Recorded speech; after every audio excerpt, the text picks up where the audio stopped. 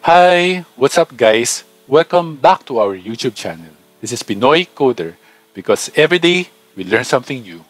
So for today's lesson, ipapakita ko sa inyo kung paano mag-download at mag-install ng Opera web browser sa ating Windows operating system. Marahil gumagamit na kayo ng ibang web browsers like Microsoft Edge, Google Chrome, Mozilla Firefox, or yung Brave browser.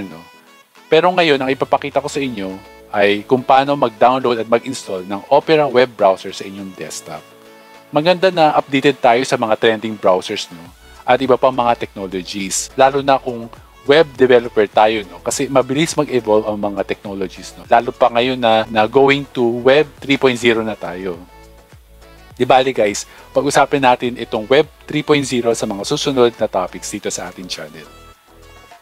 Okay, bago tayo mag-proceed sa ating installation, bigyan ko lang muna kayo ng brief overview. Ano nga ba itong Opera? Saan siya ginagamit? At ano ang kaibahan niya sa ibang web browsers na meron tayo? Okay, what is Opera browser?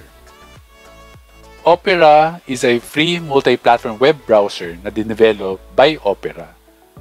So bali itong Opera browser, same siya ng pangalan na nag-develop sa kanya. Opera din yung name ng company.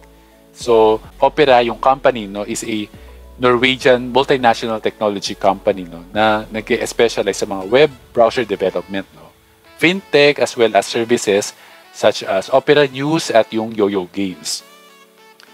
Tapos, itong Opera browser ay currently na nakabase sa Chromium. Ano naman tong Chromium? Bali, itong Chromium ay free and open source web browser project na principally developed and maintained by Google. Bali, ito yung code base na gamit dito kay Opera browser. Is the same code base na gamit dun sa Google Chrome na browser.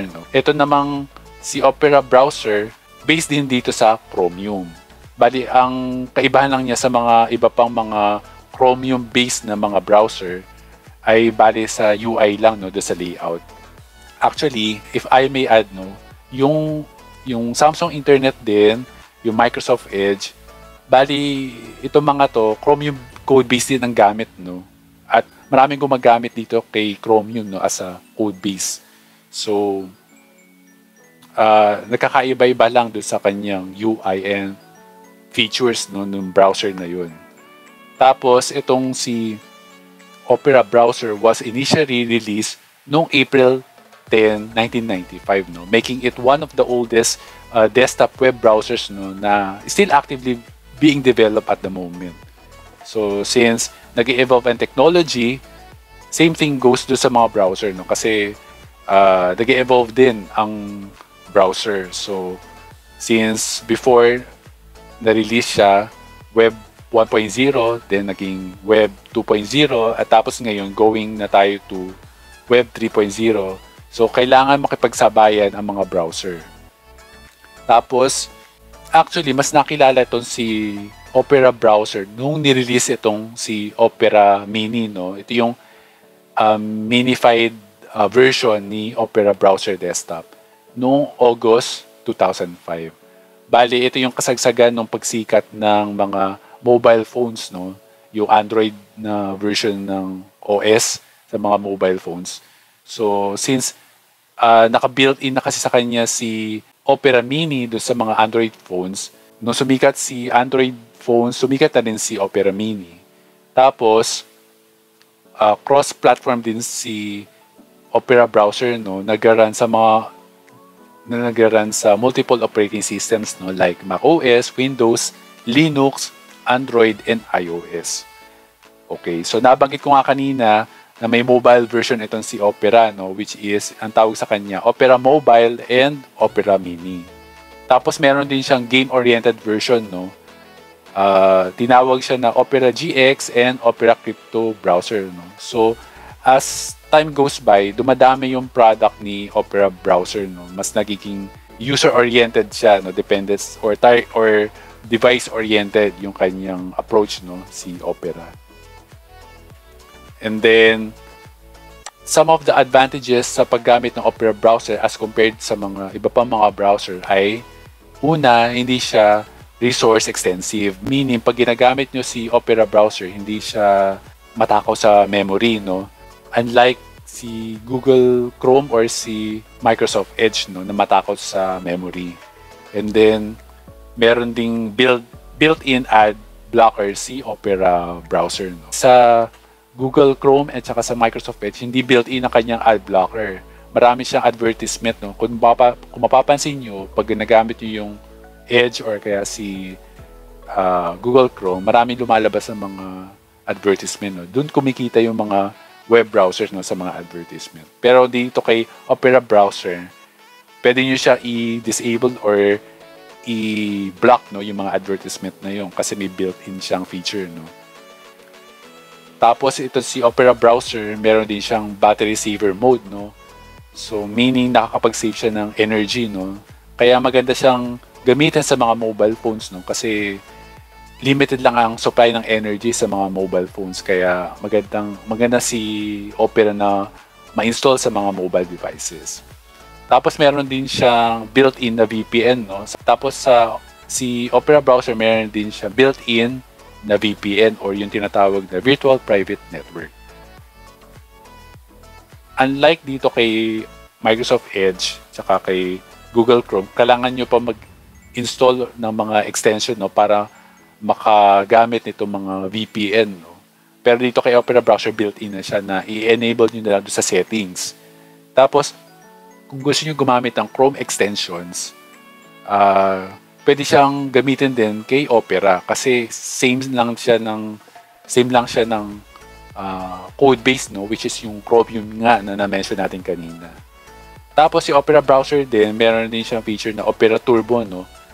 Kasi nga pwede niyang pabilisin yung paggamit ng browser. Since hindi nga siya resource extensive at may mga built-in ad blocker pa siya, so mapapabilis talaga yung paggamit nyo kay Opera browser. Ang maganda pa kay Opera browser, meron siya integration sa mga in-browser messaging application. So kung mahilig kayo gumamit ng mga social media na mga websites or social media applications like WhatsApp, Telegram, Facebook Messenger, Twitter, Instagram, yan. May mga built-in na siya dito kay Opera browser, no. So, kasi unlike kay Google Chrome o kaya kay Microsoft Edge, kailangan nyo pa mag-install ng third party or extension, no, para makagamit kayo ng mga messaging applications. Tapos, last but not the least, ang maganda pa kay Opera browser, meron siyang crypto wallet support, no. Since we're gearing now towards Web 3.0, so may cryptocurrency wallet din siya na feature, no? Katulad lang siya ni Brave browser na gamit natin, no? Na meron din siyang crypto wallet. Sa ibang mga browser like yung Google Chrome or yung Microsoft Edge, walang ganitong feature, no? Kailangan nyo pa mag-install ng mga plug-in, no, or extension, no, para makagamit kayo ng mga crypto wallet like yung mga MetaMask, yan, yung mga yan. Okay, so since libre lang naman gamitin itong Opera browser, tara samahan nyo ako mag-install ng Opera browser dito sa ating gamit na computer. Kaya kung ready ka na, tara, simulan na natin.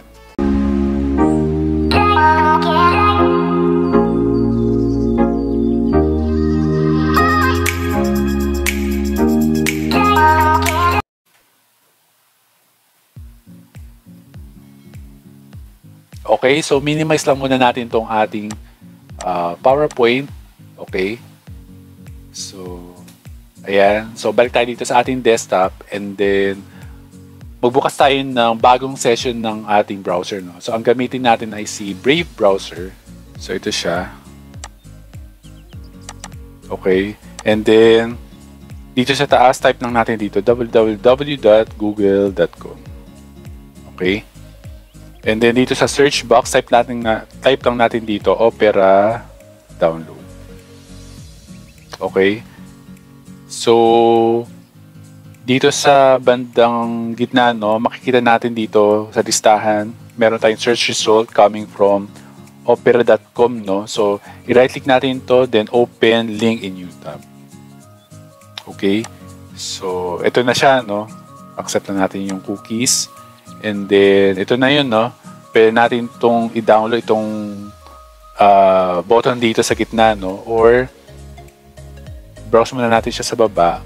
Then makikita natin yung iba pa mga installers, no? So as we mentioned kanina, meron several softwares or download per operating system, no? So available dito yung Opera browser for Windows, for Mac, for Linux, for Chromebook, for Android, and iOS. So itong tatlong to naka-mobile, no? Pwede nyong kunin siya sa Google Play din pag gumagamit kayo ng Android, no? And then sa iOS naman, ito sa App Store. And then kapag Chromebook ang gamit nyo, yan, pwede nyo rin kunin sa Google Play, ano? And then dito sa baba, may makikita pa kayo iba pang mga browser variants, no? Like itong isa, meron ditong crypto browser. Ayan. So, mamaya try natin siya i-download, no? And then, meron ding Opera GX. Ito yung pang games, no? So, available din dito yung para sa Windows, Mac, Android, iOS. Ayan. And then, meron ding lightweight na browser, no, na Opera Mini, which is available only for Android or for mobile phones. And then itong Opera Touch, no, na available din siya for Android. And then meron pa dito sa baba, no, na iba pang mga Opera products. Ayan. So makikita nyo rin dito yung iba pang mga development or products na ginagawa sa Opera. So meron ditong Opera Beta, ayan, Opera Developer.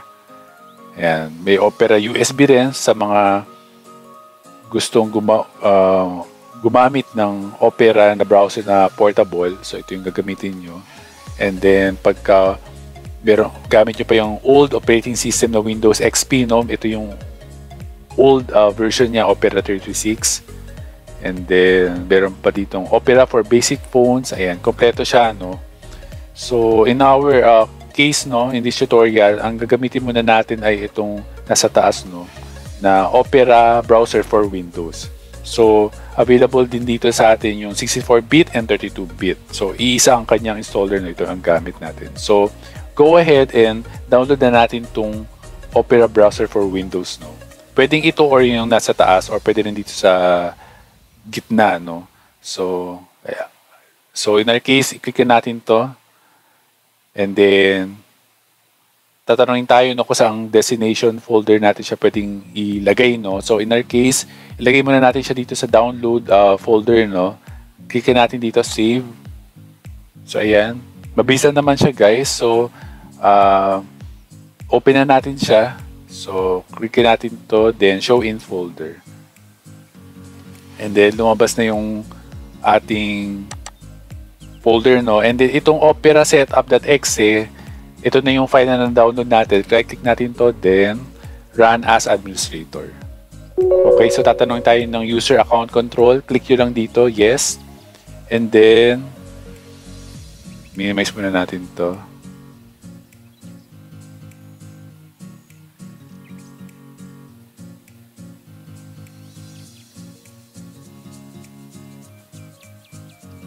Okay, lumabas na yung ating Opera, no, na installation wizard. So nakalagay dito, fast and secure browser. So pag okay na kayo dito at nabasa nyo na yung EULA and terms of service, pwede na tayo mag-proceed by clicking this accept and install.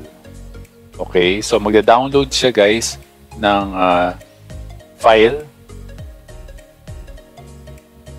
So hintayin lang natin siya matapos.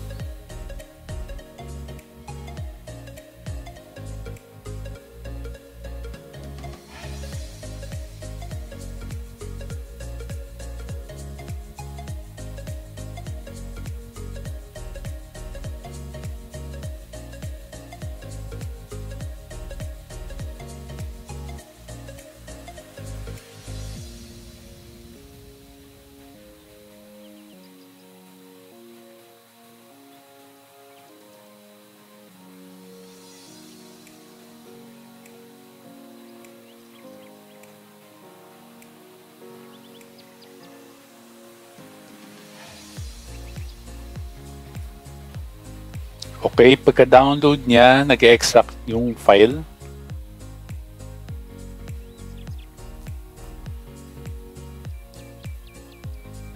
Okay, extracting 100%.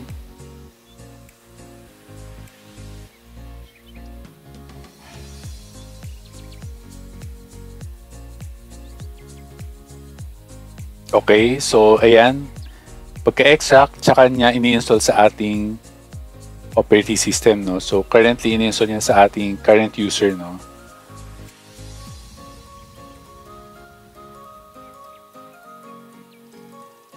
Okay, so nag-create rin siya ng Opera browser na link dito sa ating desktop, no?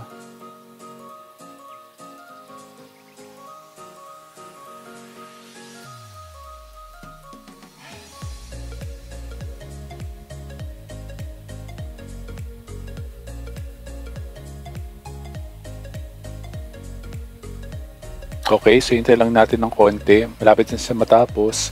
Ayan, so natapos na yung ating pag-download ng Opera browser, no? So kung makikita nyo, meron dito link na na-create. And then, dito sa ating start menu, makikita rin natin na recently added siya sa ating list, itong Opera browser. And then pagpupunta tayo sa letter O sa baba, makikita rin natin na merong icon na na-create dito sa ating menu, no, sa start menu. So ayan, no, automatic siya nag-open sa atin.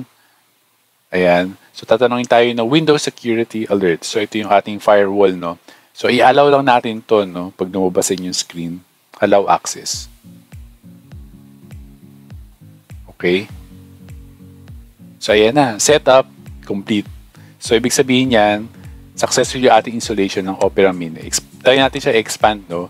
And then, try natin mag-create ng new tab and then punta tayo sa ating YouTube channel. No? So, www.youtube.com/PinoyCoder. Huwag nyo kalimutan guys mag-subscribe ha. So, ayan. So, nakating na tayo dito sa ating landing page. No? So, sa left side, makikita natin yung sidebar, no. Ito yung mga available sa ating mga programs, no. So nabanggit natin kanina na nakabundle dito sa browser na to yung Messenger ng Facebook, meron din siyang WhatsApp, Instagram, and mga social media websites, no. And then meron din ditong player, ayan, MyFlow, bookmarks, history, settings, ayan. So lightweight lang talaga tong browser na to, no? So since nakabase sa Chromium, pwede yung extensions ng Google Chrome ay pwede rin actually mag-apply dito sa Opera browser, no?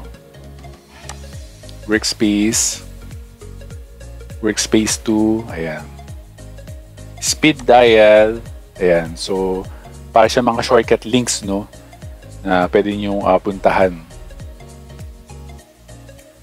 Okay. So, yan na siya guys, no?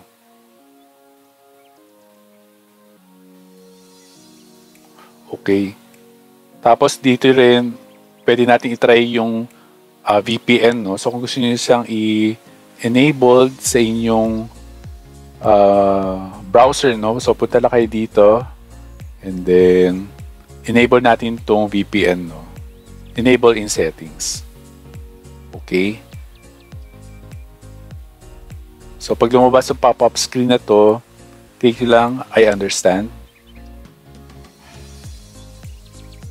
Okay. And then, dito sa taas, may makikita kayong section na VPN. Enable VPN. So, ayan. In-enable natin siya kasi from light gray, naging blue na siya. Tapos, you have some option, no, like to connect to VPN when starting the browser. Ayan. Enable internet size by bypassing VPN. So, makikita nyo, pag enable nyo neto, may makita kayo dito sa left hand side na icon, no. So, sabihin, may option na kayo to enable the VPN. So, let's try, no. So, close muna natin to. Saka to. So, puntahan natin kunyari si Netflix, no, www.netflix.com. Okay.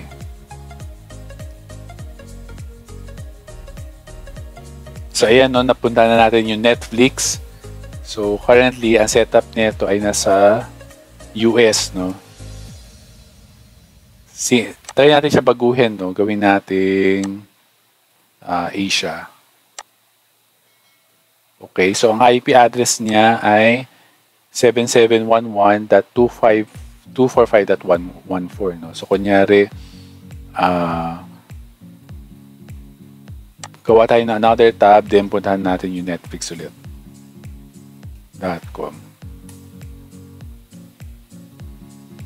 Okay, so napansin nyo, lumipat yung Netflix US sa Netflix Singapore kasi nag-base siya dun sa IP address na inon natin sa Asia. Ngayon, try natin baguhin tong Asia to Europe, kunyari. So, mag-generate siya ng panibagong IP address, no, ng 77.11.247.138. So, kunyari, gawa tayo ng another tab and then type ulit natin dito netflix.com. Okay? So, napansin nyo, no, nagpalit ulit yung Netflix dun sa Europe region na, no? At lumabas din itong pop-up screen, no, or message. So, pag lumabas to, click nyo lang dito, I accept. So, yan. Nasa Europe zone na to kasi meron din siyang number dito, no? Okay.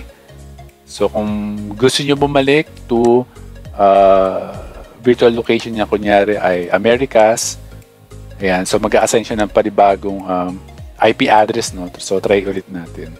So, ito palang Europe ay nasa Netflix, Sweden, no? Ayan. So, create tayo ng another tab and then type ulit natin dito www.netflix.com. Okay, so ito yung default na Netflix, no, na naka-base sa US. Okay. So, ganun siya nag-work, guys. So, itong VPN. Naka-automatic na feature siya dito sa Opera browser, no? Okay. So, kung gusto gamitin ulit yung napunta nating mga website, punta lang kayo dito sa speed dial. Ayan. Tapos, kung gusto nyo i-default na, no, yung napuntahan nating na website, click nyo lang tong add website. Let's say, gusto natin puntahan yung YouTube channel natin, no, The Pinoy Coder, add to Opera. Ayan. So, mag-create siya dito ng icon or image dito sa ating screen, no. So, kung gusto natin puntahan, click nyo lang to. Okay. So, ito na siya. So, lumabas na tong ating web page, no. Okay, don't forget to subscribe, guys, no? Okay, so in summary, natutunan natin sa video na to kung paano mag-download at mag-install ng Opera browser sa ating laptop na may Windows operating system. Dito sa video na to, nag-explore din tayo ng mga several options na available dito sa Opera browser like yung VPN, yung mga icons, tapos pinuntahan din natin yung speed dial at iba pa, no? I hope marami kayo natutunan dito sa video na. If you find this tutorial helpful, consider subscribing and don't forget to hit the notification bell para updated kayo sa mga tutorials and videos na ipopost natin. See you on our next episode. This is Pinoy Coder. Keep watching because every day we learn something new. Bye, guys!